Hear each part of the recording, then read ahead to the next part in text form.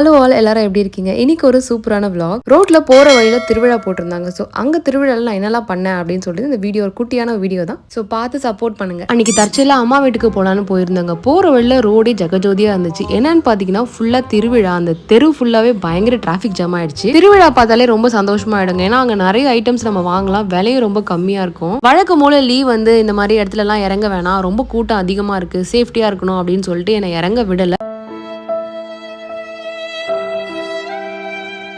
நான் விடுவேனா? நான் விடவே இல்லைங்க. நான் மூஞ்சி தூக்கி வச்சுக்கிட்டேன். பொண்ணை பக்கத்துனா பொறுக்கிய பத்து விட்டுருக்காங்க.